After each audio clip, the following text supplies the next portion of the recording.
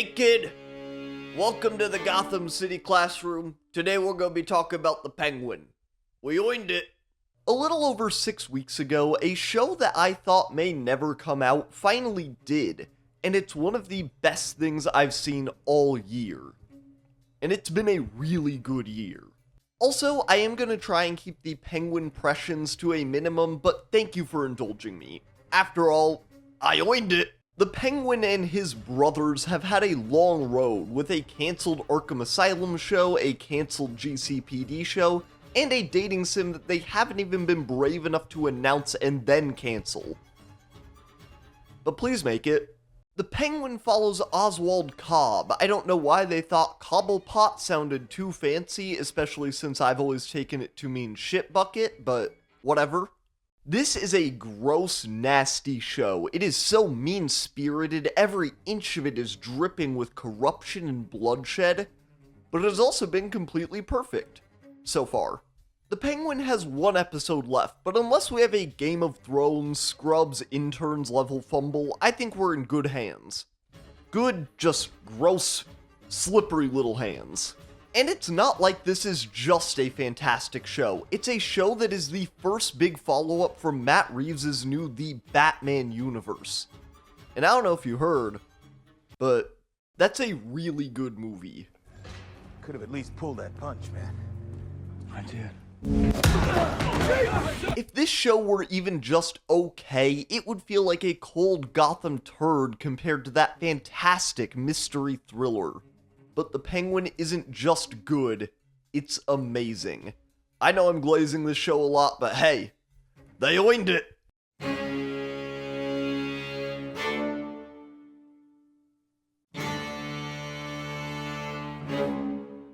Oh, training today.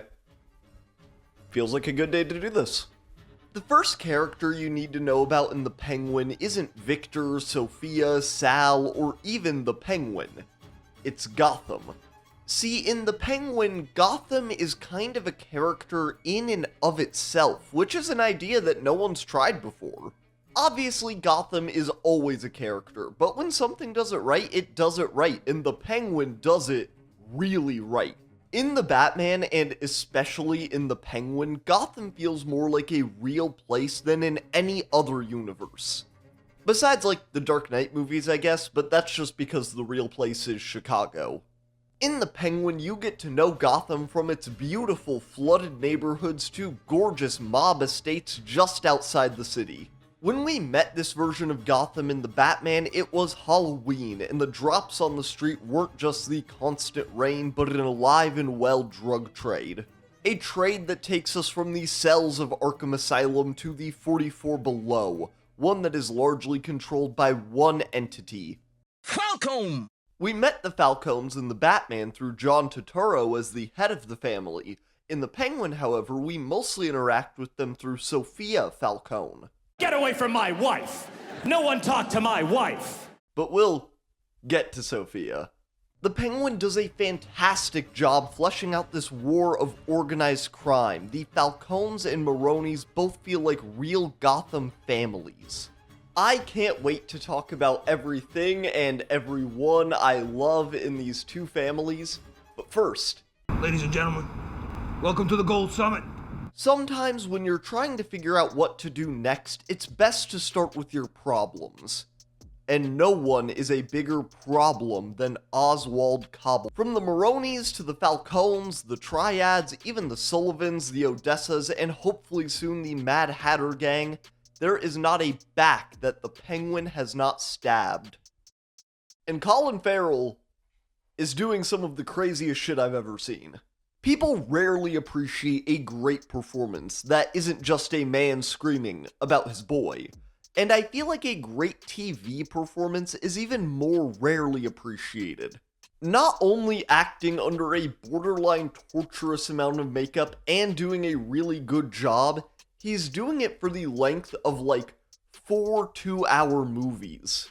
If The Penguin were a completely average show outside of Colin Farrell's performance, it would still level out to being some of the best TV drama I've ever seen. Oswald Cobb is a very bravely written character. I've never seen the protagonist of a show be so openly unlikable, so disgusting. He's like if Tony Soprano and Walter Heisenberg had a meaner, uglier son. The Penguin, however, is far from a completely average show, especially when you compare it to other live-action DC shows. I've seen some people on a certain website say, oh yeah, I mean, The Penguin is good, but it's no first 2 seasons of The Flash. Guys, can we be honest here? Some spoilers for the show are going to be coming up, so if you haven't yet, I would really recommend checking out The Penguin. DC has a long history of just randomly pitching an absolute heater, and this is the latest in that long line. And soon, every DC property will be perfect. It's just around the corner, everyone, trust me. DC forever. DC fans arise. DC fans claim your land.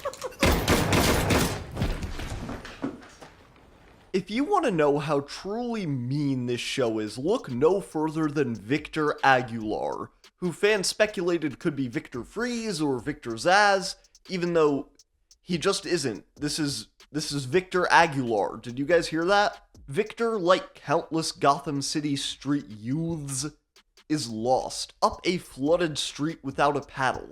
In another life, if he were stealing the rims off a much cooler car, maybe almost a mobile of some sort, Victor Aguilar could have become the young ward to a wealthy crime fighter. But now, he's become the young ward to a street-wealthy crime doer. Spat right. Come on.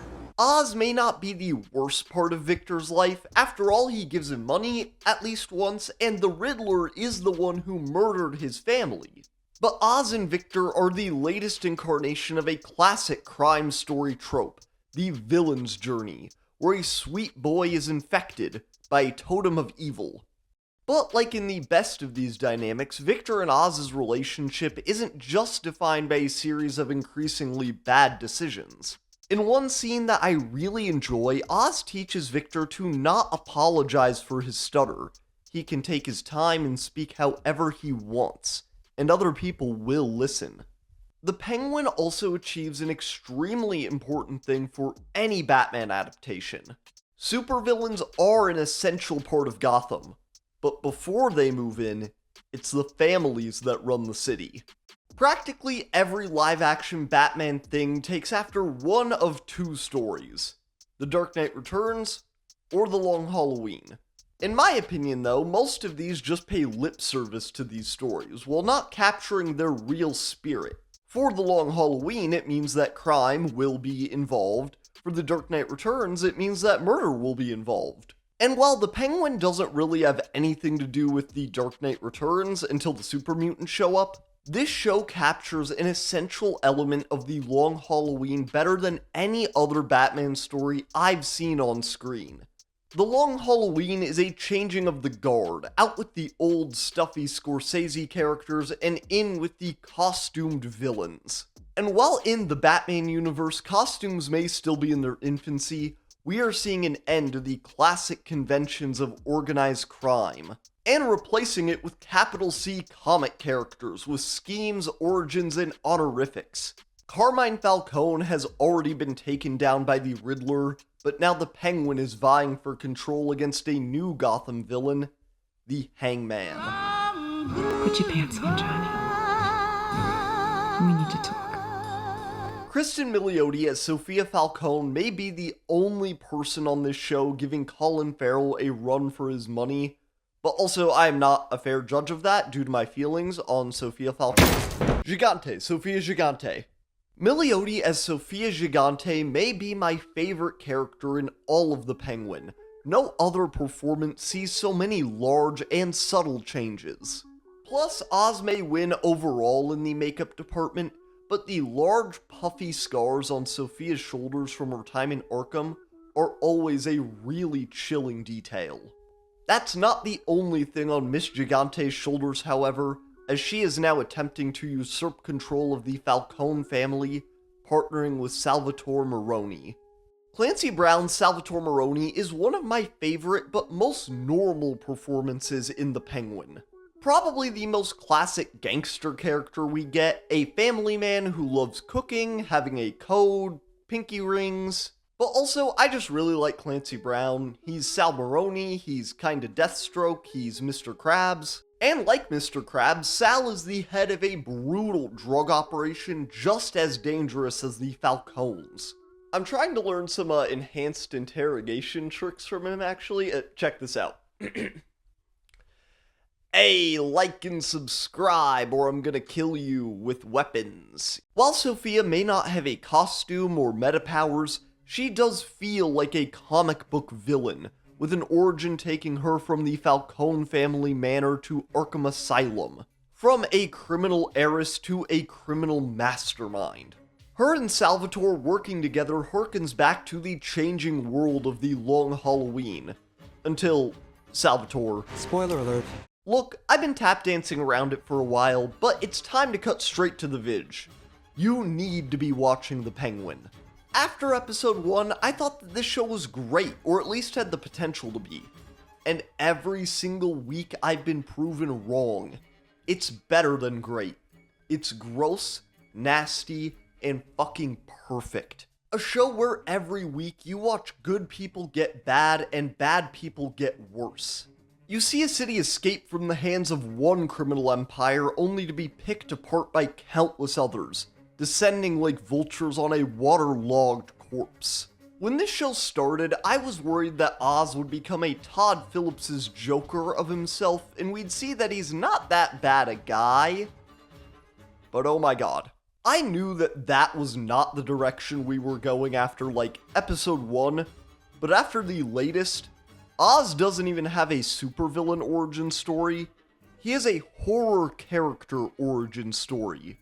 When I release this video, The Penguin will have one episode left. I just honestly couldn't wait to make it, and I think everyone just has one question left. Where's Spider-Man?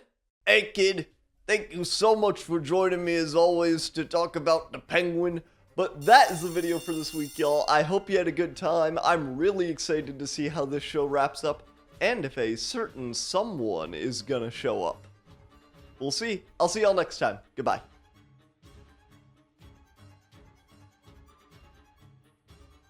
Hey everyone, thank you so much for watching that video. If you made it to this point, a double thank you so much. Yeah, I usually like to plan out my videos pretty far in advance, but this one was one that I didn't know I was gonna make until I was sat down, I was writing, and I was like, oh my god, I'm making this video about the Penguin, oh my god, it's happening. But yeah, it's pretty good so far. I'm really excited to see how it wraps up. I don't need Batman to show up in this. I've seen a lot of people being like, it's so weird that Batman isn't there. And like, is it? Gotham is a really big city with a lot of problems. And like, the explosion in the last episode, like at the end, that is like the one thing that's like, well, Batman would be there at least because like, you know, I don't think like city blocks in Gotham are exploding every day. But like, everything else has just been like normal drug trade stuff. Like, I don't know. I don't think it's that weird that in, like, a Gotham with as many problems as Gotham has that Batman wouldn't be there. But anyways, what I have to show off for my collection this week is part of these new compact comics that DC has done. Unfortunately, since they are most of their most popular ones, I have them, or at least have read them digitally. Like, I have Watchmen, for example, and then, like, another one that they're selling is Court of Owls, I think, and, like, I read Court of Owls online. I like it. It's not as good as everyone says it is, but it's fine. But what I have here is American Vampire. It's by Scott Snyder, Raphael Albuquerque, and some story stuff by Stephen King. I don't know how much. It's alright so far. I'm about halfway through. Not the biggest fan, honestly, but I'm a big horror guy, as a lot of fans of my channel will know. So I'm going to stick with it, you know. We'll see how it goes.